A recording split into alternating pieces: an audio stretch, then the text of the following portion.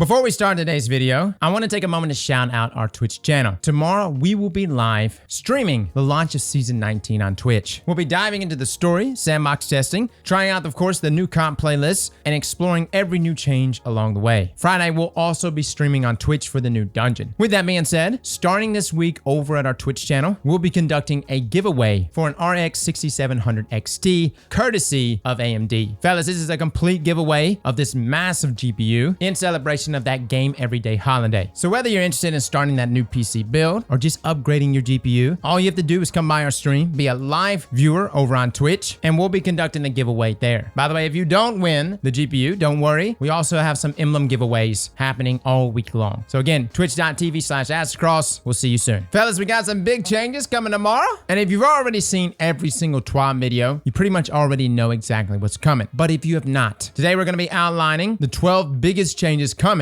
with Season 19, starting with exotic reworks. Now, there's technically over 25 exotic weapon changes. Granted, some of these aren't really a major change. Whisper of the Worm essentially just got airborne effectiveness added to it. Not a big change. However, there are a number of weapons that are going to be seeing some substantial changes starting next season. Now, this actually includes weapons like Borealis, Hardline, and Dead Messenger, essentially considering they can rotate between all the different elemental types. Starting in Season 19, though, each element will actually give you a stat bump. Think things like Elemental Capacitor. Now, Borealis actually got singled out. Essentially, this is a bonus change where breaking a match shield now refills the magazine from reserves and allows your next 5 shots to deal bonus damage and will not be activated by reloading. This is a nice buff here to Borealis, and overall, all of these exotics are positioned very well for next season. Now, next on our exotic list is actually Jade Rabbit. They're actually redesigning the exotic perk, essentially stated that quickly landing 3 crits returns a round to the magazine and increases the damage of your next body shot. Also stacks up to 3 increased damage body shots. Does reset if you reload. Now, originally, Jade Rabbit stated that chaining body shots would grant you bonus damage on your next precision shot, and of course, return ammo to the magazine. This would actually bug out a bunch. So Bungie is reworking Jade Rabbit here. We will be re-reviewing it as soon as this goes live. Another exotic getting changed is, of course, Witherhoard, and not in a good way. Yes, it's getting a nerf. They're reducing the Taken Portal duration from 7.5 seconds to 4.5 seconds. Divinity is also getting a nerf from 30% debuff to now 15% debuff. Granted, it'll still give you a self debuff of 30%, but yes, this is definitely still a nerf. Gjallarhorn, they're reducing the primary rocket's impact detonation damage by 25%. Wolfpack rounds will be unaffected. Be looking for damage comparisons this week from us. Forerunner, also reducing the base damage of this weapon from 40 to 37 per body shot, and its crit damage from 72 to 67. However, it is getting PvE buffs, increasing the crit damage by 30%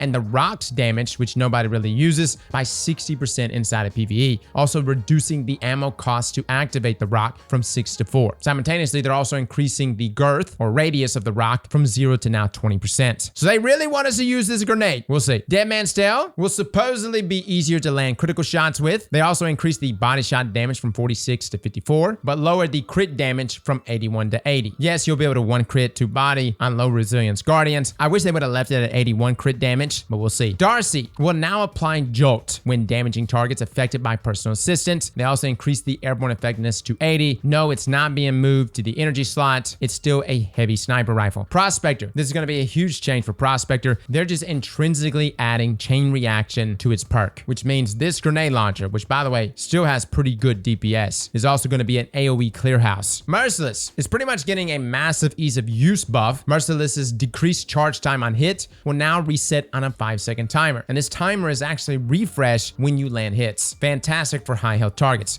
Quicksilver Storm is actually getting a buff, increasing the PvP maximum grenade damage from 80 to 120 and increasing the explosion radius from 3 meters to 4 meters. They also switched the rocket damage from arc to now kinetic. Now, I know a lot of people say that's a nerf, and it is a nerf in arc burn environments. However, we do need to look at its kinetic damage, as that normally does more damage by default. Cold Heart, they're reducing the cooldown on its ionic trace generation from 3.5 seconds to now 2 seconds. Also some individual buffs to its stability and reload speed when at maximum damage. Grand Overture, increasing the missile damage by 50%. That's pretty massive. And yes, we will be showing DPS checks on all of these weapons. Some other changes to our exotics include Worm God Caress, as well as Winter's Guile. They reduced the maximum damage multiplier from 7.5 to now 3.5. That is a significant nerf. Gerfalcon's Harbrick, this is actually a change coming in 6.3.0.1. I know we kind of sped through everything in the TWAB last week. This is not happening this coming week, but essentially you'll be able to gain volatile rounds when X exiting invisibility. And when executing a finisher while invisible, this exotic now gives nearby allies a reserve overshield and gives the wearer a temporary bonus to weapon damage. Now notice that there's no mention of granting yourself a weapon damage bonus when exiting invisibility like it grants you now. Needless to say, this rework will definitely be a PvP nerf, but looks to be a massive PvE buff. Now change number 2, competitive playlist is getting a massive revamp. Now we're gonna actually have to see how this all plays out, but essentially the playlist is getting a ranking system similar to other PvP oriented games. Now it's gonna have some implementation of skill-based matchmaking, and to what extent, we don't know. There is no cosmetic rewards though slated for climbing to higher ranks. Rose is gonna be returning though with random rolls here by just participating here in the competitive playlist. And again, the idea here for competitive is we're gonna actually have a ladder system to things like diamond, plat, ascendant, beautiful ranks. We're actually gonna be testing out comp first thing this week. Number 3, craftable deep stone crypt weapons. Now, this is a huge one. Deep stone crypt weapons are becoming craftable and actually are gonna be getting their own origin traits. And this involves the Heritage Shotgun, the Succession Sniper Rifle, Trusty, Posterity, Bequest, Commemoration. And we're supposed to be getting different trait combinations here. So not only are we gonna get potentially more potent combinations, but also enhanced traits. Hopefully though, it's not too grindy. Change number 4, we're getting lots of new armor sets. And I mean a lot. The Assassin's Creed armor sets. Yeah, Bungie's getting crazy here with the crossovers. Arc-themed armor, which of course will be through Eververse. We're also getting returning Iron Banner armor, seasonal pass armor plus ornaments, dungeon armor, whatever that's gonna be, as well as the Dawning armor. So a ton of armor sets, guys. Change number 5, a new dungeon, actually on December the 9th. Now, there's a lot of speculation on what the theme is gonna be here. Some people are saying it's gonna be Vex themed, maybe present on Europa, but new dungeon, of course, means new legendary weapons, a new dungeon exotic with the armor set. We are speculating that the armor set and potentially the weapons themselves may be themed around a weapon foundry. Take Prophecy Dungeon, for instance. We had the Dato armor set. Duality, we got Hake. So maybe here we're gonna get some Vice armor. Who knows? Regardless though, my RNG is so bad, I probably won't even get the exotic. Change number 6, storm grenades are getting a nerf, and of course some changes to it. They're decreasing the Touch of Thunder storm grenade base roaming duration from 5 seconds to now 4 seconds. They're also decreasing the bonus lifetime granted by Spark of Magnitude to the enhanced storm grenade from 2 seconds to now 1.5 seconds. Now I know a lot of people are like, yo, just kill that grenade, but I think this is still gonna be a substantial change and nerf, at least for PvP. Inside of PvE, I think our Lord of Thunder build is still gonna be very good though. Change number 7, Destination Materials sunset and RAO changes. Starting in Season 19, players will no longer be able to obtain the following items: Dustlight Shards, Data Lattice, Helium Filaments, Barian Bows, Spin Metal Leaves, and Glacial Starwarts. Now, these materials will not be fully deprecated as Bungie has done with previous Destination Materials. Instead, RAO will continue to accept any Destination Materials that you may have stored up over the years, although they'll be exchanged at a lower rate than they had previously. Also, RAO will no longer sell Destination Materials to you, and items like upgrade modules, enhancement prisms, and ascendant shards will simply see the Destination Material cost removed entirely, with no further changes to their current price points. Now, the only use Destination Materials will have once Season 19 begins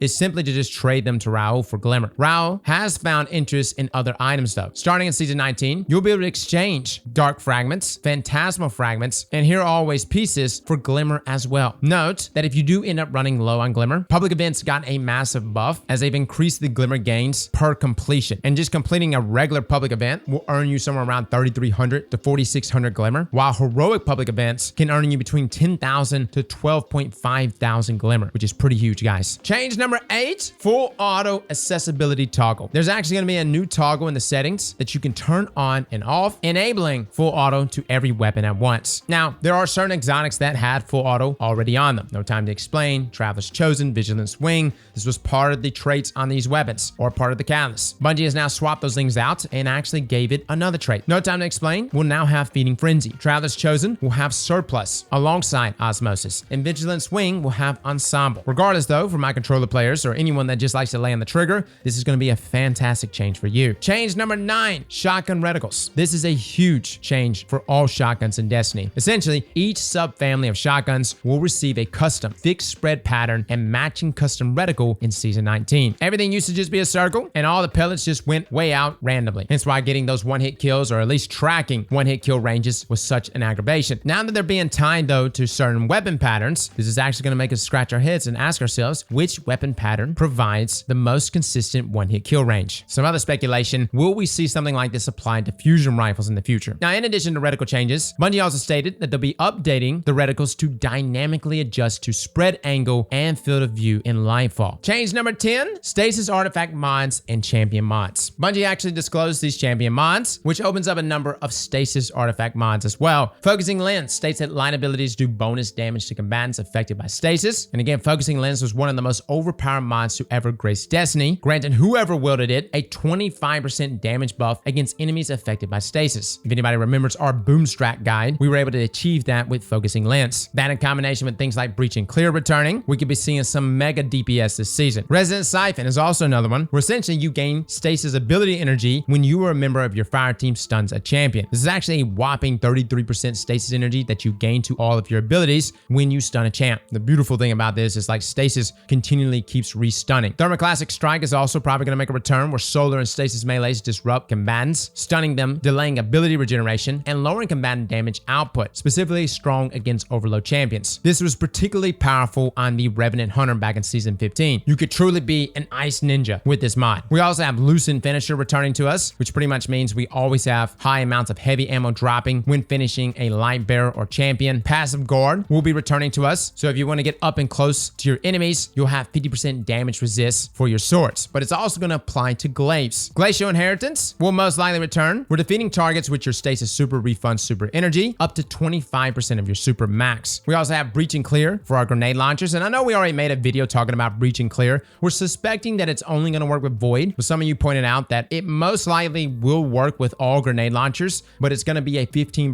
debuff instead of the 30%. However, we'll see. Unstoppable Grenade Launcher is also going to be coming to us, as well as champion mods for auto rifles, submachine guns, pulse rifles, hand cannons, bows, and scout rifles. Change number 11, Invisibility. Guys, this is going to be a massive change to Invisibility. Starting in Season 19, radar, while invisible, will encompass a reduced range, and you're essentially going to be losing the outermost ring of radar, making it more difficult to pinpoint players' positioning while in PvP. Now, it's also been adjusted in PvE, but the devs do note that they find it has little impact on the PvE experience. Now, this will not go live on the season launch, but instead will be pushed back to the same hotfix that Gerfalcon is going to be a part of, that 6.3.0.1. So for my folks thinking that their invisible builds is going to be trash in comp this week, no, it's still going to be good, but yes, it will be getting nerfed. Change number 12. This is our final change, guys, that we wanted to go over, and it's kind of a loot warning. Not that you can do much about this, but we have leaving, returning, as well as new ritual weapons. Trials of Osiris is actually going to be getting the Exalted Truth Suros Adaptive Hand Cannon, as well as the Unwavering Duty Suros Adaptive Machine Gun. Now, the weapons that are leaving include Ace's Embrace Scout Rifle, as well as the Reed's Regret Linear Fusion Rifle. Iron Banner is getting the Dark Designer Auto Rifle, as well as return of Gnora's Axe. What's leaving though? Forge's Pledge and the Reese Walker Shotgun. Nightfall, Wendigo is returning to us, yes, as well as Hung Jury. Granted though, box breathing got a nerf, so GG Hung Jury. What's leaving though? Silicon Aroma, as well as the Duty Bound Auto Rifle. So guys, those are your big 12 changes, but again, there are so many other changes that are coming this week with the new season. We'll be covering every single one of them. We'll be doing side-by-side comparisons of these exotics, how they performed in the past, how they're performing now, as well as a number of DPS checks before the new dungeon this Friday. By the way, if you want to come watch us live, we'll be streaming the launch of the new season, as well as all the new content this season. Feel free to come by twitch.tv/Aztecross. We would love to have you. Fellas and ladies, thank you all for coming and watching, and as always, Slap that like button like your mama told you right.